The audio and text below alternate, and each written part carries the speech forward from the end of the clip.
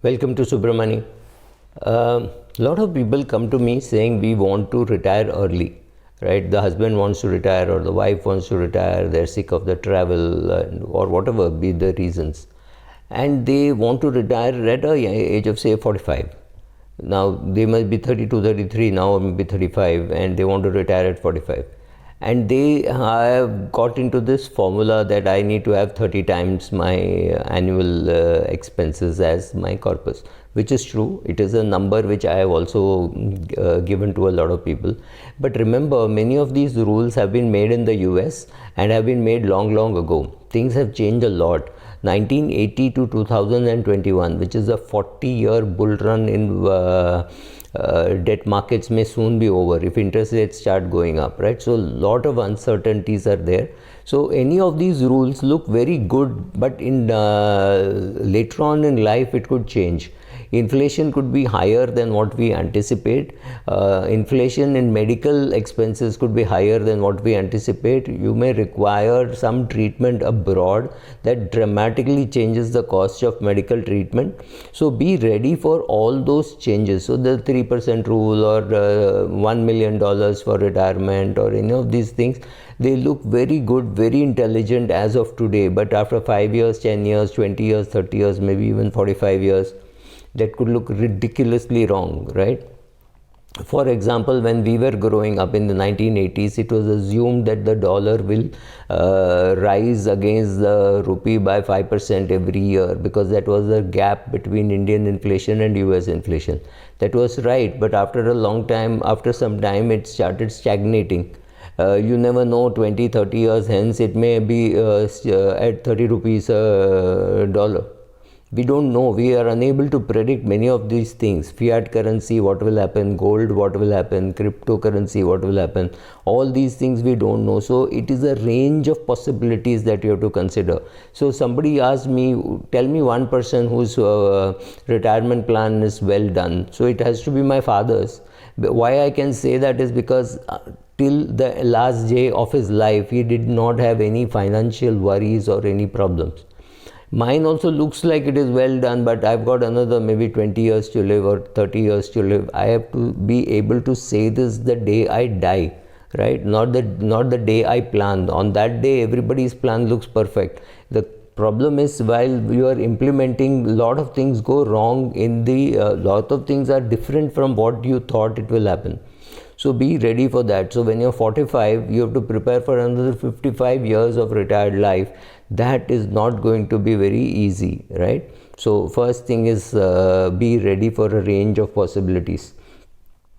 And also find out, even before you get to the finances, ask the client what is so great about FIRE. FI I can understand, RE I don't know, because financial independence is something which all of us want. We want to be able to work without the pressures, be able to take vacations, be able to buy things without having to worry about EMI and things like that. Perfectly all right. But retire early to do what? It's much better to find a job which you like, which you want to do it for the rest of your life, rather than say, I want to retire early. I don't know how this retire early works, just because there is anger against your boss or things like that. Maybe all you need is a 3-week break and not a 30-year retirement or a 40-year retirement. So find out what exactly is going wrong, why that RE is happening. If that RE is happening because of the bad job, then consider changing jobs. That's not a bad option also, right? So, or you're interested in doing things which are expensive, and maybe you want to travel around the world, then realize that FI may not be sufficient. You may require much bigger corpus than what you think you need, right? So that is I think you should also find what to do during your retirement. Some kind of a purpose, some kind of a connection. Whatever you want to do, you have to be sure that that is going to keep you happy. Maybe you should take a 2-year break, try doing that. If you don't like it, come back to a full-time job and work. So it's not easy to think, oh, I'm going to climb the Himalayas. That sounds very interesting, but when you actually go there, do you really want to do it, or is it it's a fantasy in your head?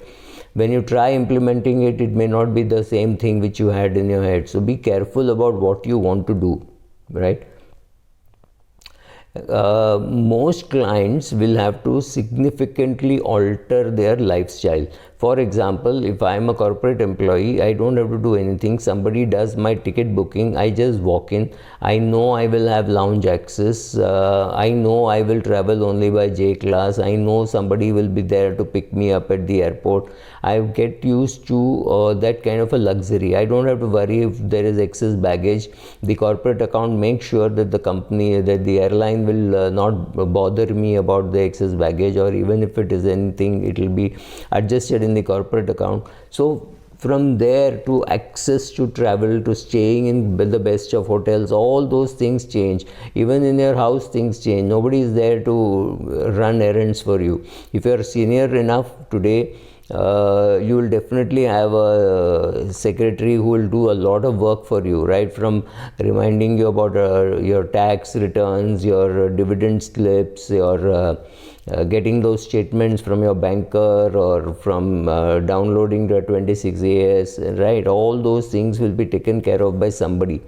You will just sign, and for some 3,000 rupees your income tax return will get filed.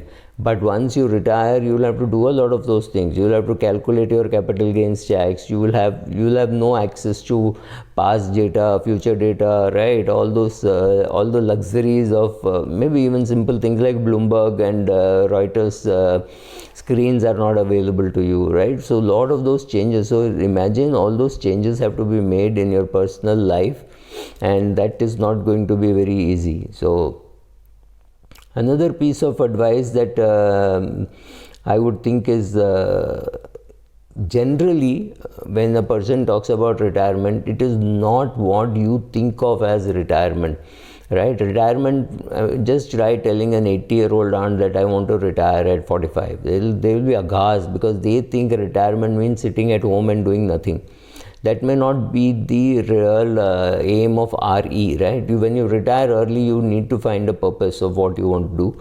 Explain that to the people around you. You may have fantastic clarity, but your mother, father, wife, brother, sister, siblings, friends should understand what you are trying to do, because some of the buy-in is also important. If your father is retired 2 years ago and you want to retire now, everybody is going to wonder what are you going to do very different from what your father is doing. Explain it to people who matter. The others, it may not be relevant, but explain it to people who matters. Like also, I think the FIRE philosophy can be stretched too far, that a person walks into an interview cabin and says, I want to retire in 5 years time or 7 years time.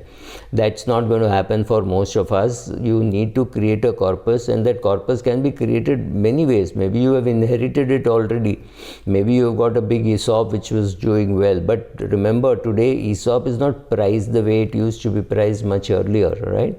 So when your company is private, the ESOP can be priced much easier. Today, if the share is quoting at 700 rupees, your ESOP may come to you at 645. That's not really too much money to be made. So be careful about your total corpus that you have, right? So it's not going to be so simple as you think, and don't stretch the philosophy too much. Retiring at 60 was the norm then. Maybe 55 is okay, 57 is okay.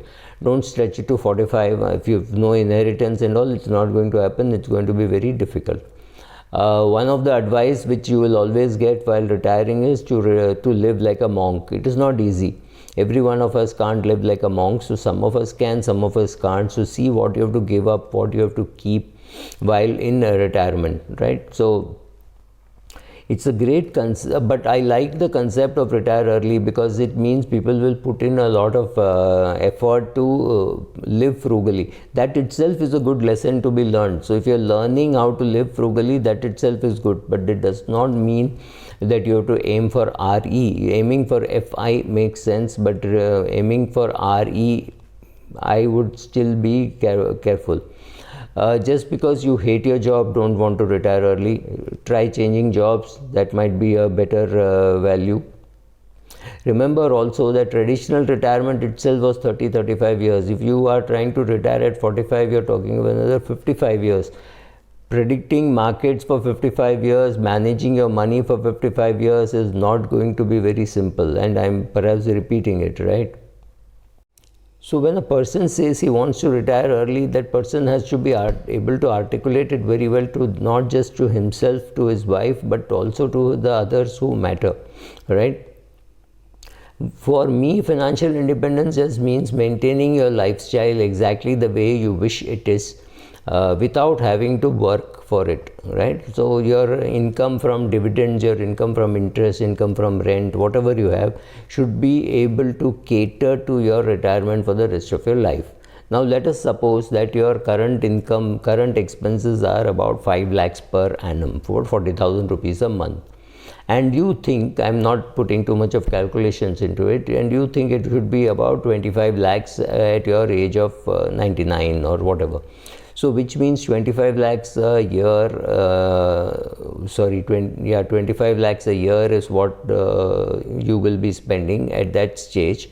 Your 5 lakhs per year has become 25 lakhs per year. So 25 lakhs per year, and you get it at say 2% or 3% or whatever.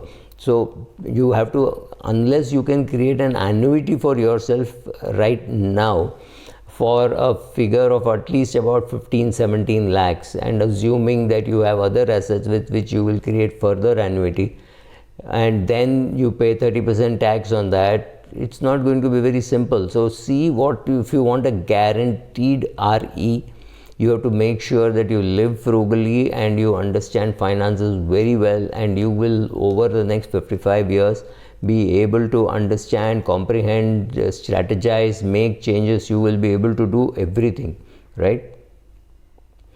And also sit with the client and ask them what is so appealing about FIRE, right? Is it the FI part or is it the RE part? I've spoken about this earlier. So be careful as to what the client wants, because clients could get carried away because they read some article somewhere and said, wow, FIRE is a great concept and I also want to do it. Understand whether the client has understood it in the perfect way of how you understand it and how you are going to implement it, because they will do some things which are right. Like for example, they'll track expenses, they will say we don't need this, we don't need that. That's fantastic. As far as FI is concerned, don't know whether it will work for RE, right? So check out on that, check out what they want, communicate, that's what will work. If they are saying that we will spend as little as possible and invest as much as possible, that's a fantastic move coming from a 27-year-old, because he or she wants to retire at 45. So encourage all that, encourage the FI part, encourage the RE part also, because if the RE doesn't, if you sound that the RE can't happen, then the FI itself may not, they may not pursue it. So if they are just say 26 years of age and they want to retire at 45, I think you can play by it. By the time you're 35, by the time they are 35, you can slowly say, look, this looks difficult, that looks difficult, make it 47, make it 48. Do you want to really do it, right? You can bring in all that. Don't try talking to a 27-year-old, 26-year-old. They may not be in a position to listen to you, or even, not even hear you, right? So whatever it is, if they are taking care of their finances for the FI part, that's good. If they are, make sure that they now at 26, 27, make sure that they make choices in life, like getting jobs which will keep them happy till the age of 50, 60, whatever. So doing a combination of all this is what you will do as a financial advisor. If telling them that it can't happen is not a great thing to do, you will lose them. They will go to somebody else who will say, abhi ho jayega, right? So don't say anything right on day one. Slowly play by it, and after 4 years, 5 years, once the relationship is well established, you can say, look, we may have to make some changes in the plan. Not that I'm trying to tell you that you should lie to them, but the question is, how do you tell it to them very politely, nicely, the way that you want them to implement, not the way that they want to get offended and go away to some other client. So be careful about all this. Thank you.